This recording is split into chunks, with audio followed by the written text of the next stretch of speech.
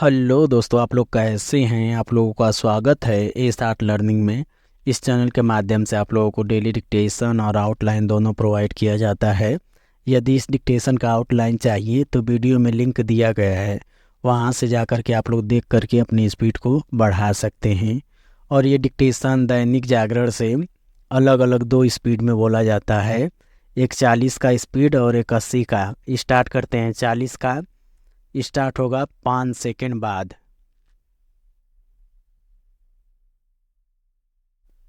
Start.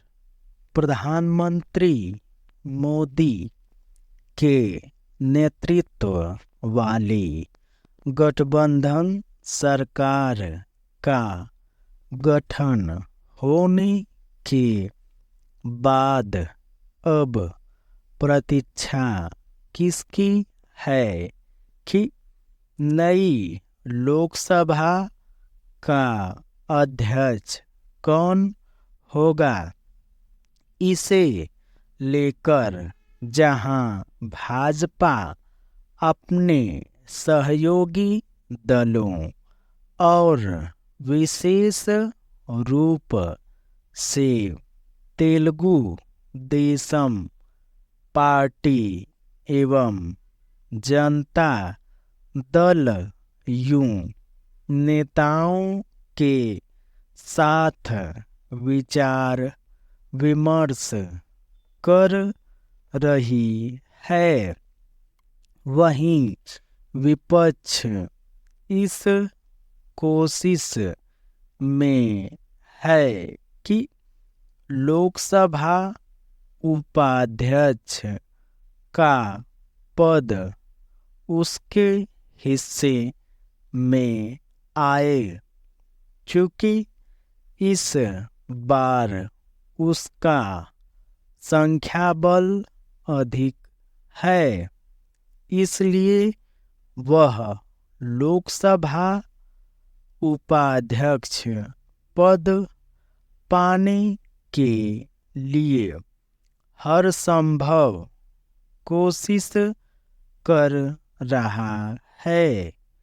कुछ विपक्षी नेताओं ने यह भी कहा है कि यदि सत्ता पक्ष लोकसभा उपाध्यक्ष पद विपक्ष को देने के लिए तैयार नहीं होता तो उसकी ओर से अध्यक्ष पद के लिए भी अपना उम्मीदवार खड़ा किया जा सकता है।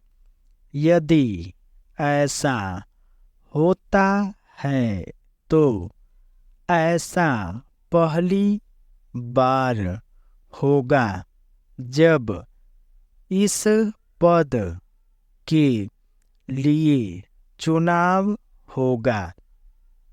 विपक्षी दलों के नेता तेलुगु देशम पार्टी और जनता दल यूं को यह नसीहत भी देने में लगे हुए हैं कि लोकसभा अध्यक्ष पद के लिए उनमें से किसी को अपनी दावेदारी पेश करनी चाहिए।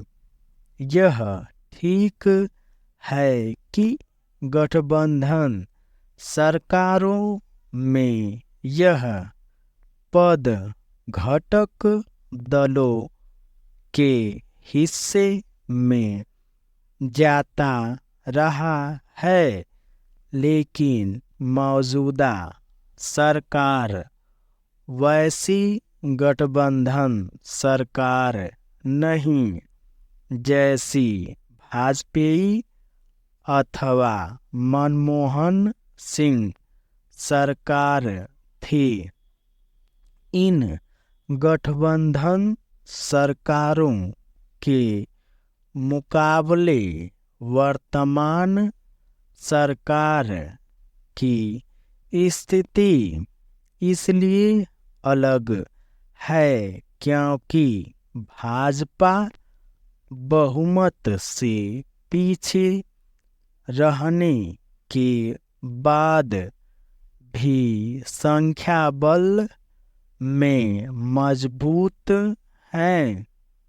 फिलहाल इसके आसार कम हैं कि जनता दल यू अथवा तेलुगु देशम पार्टी की ओर से लोकसभा अध्यक्ष पद के लिए आग्रह किया जाएगा, लेकिन इसकी अनदेखी नहीं की जा सकती कि भाजपाई सरकार के समय अध्यक्ष पद तेलुगु देशम पार्टी के पास ही था।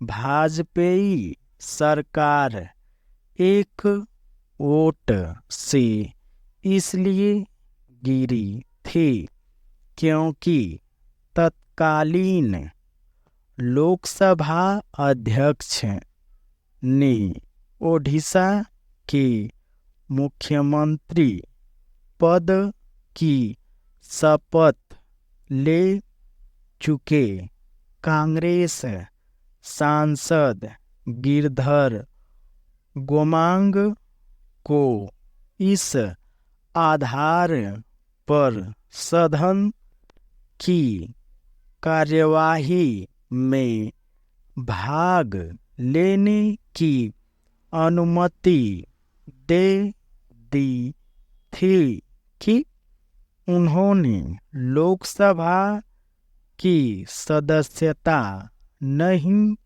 छोड़ी थी। लोकसभा अध्यक्ष केवल सदन की कार्यवाही ही संचालित नहीं करता, बल्कि कुछ मौकों पर मत विभाजन के समय निर्णायक भूमिका भी निभाता है। सदस्यों को उनके कदाचरण के लिए दंडित करने और दलबदल की स्थिति में उन्हें अयोग्य ठहराने का फैसला भी वही करता है। सभी संसदीय मामलों में उसका निर्णय अंतिम होने के कारण इस पद की महत्ता बढ़ जाती है। उचित यह होगा कि लोकसभा अध्यक्ष एवं उपाध्यक्ष पद को लेकर पक्ष प्रतिपक्ष में कोई सहमति कायम हो। सदन के सुचारू रूप से संचालन के लिए यह आवश्यक है। इससे भी आवश्यक यह है कि जो भी अध्यक्ष बने वह दलगत राजनीति से ऊपर उठकर कार्य करे। उसे निष्पक्ष होना ही नहीं चाहिए, बल्कि दिखना भी चाहिए। ध्यान रहे कि जब जब ऐसा नहीं होता तभी सत्ता पक्ष और विपक्ष के बीच विवाद पैदा होते हैं। स्टार्ट। प्रधानमंत्री मोदी के नेतृत्व वाली गठबंधन सरकार का गठन होने के बाद अब प्रतीक्षा इसकी है कि नई लोकसभा का अध्यक्ष कौन होगा।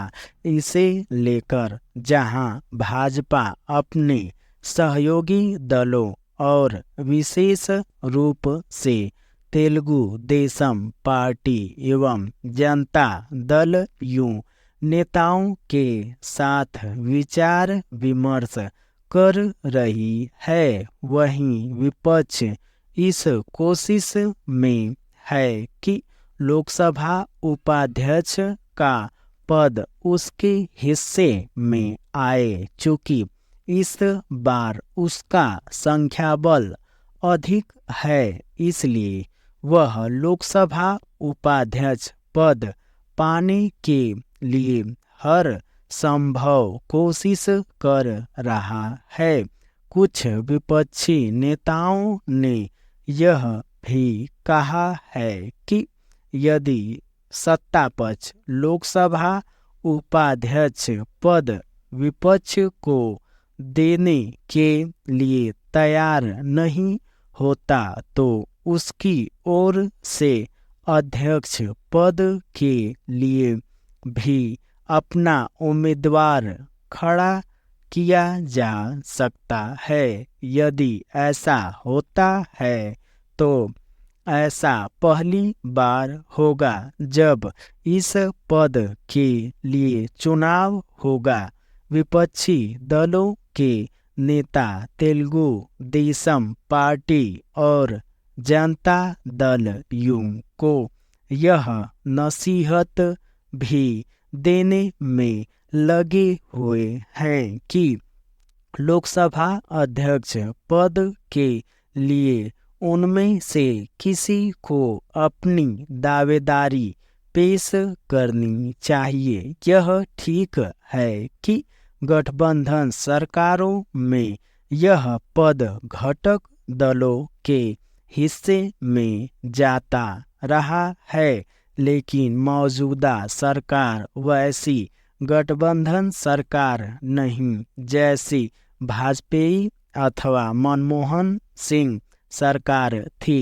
इन गठबंधन सरकारों के मुकाबले वर्तमान सरकार की स्थिति इसलिए अलग है क्योंकि भाजपा बहुमत से पीछे रहने के बाद भी संख्या बल में मजबूत है।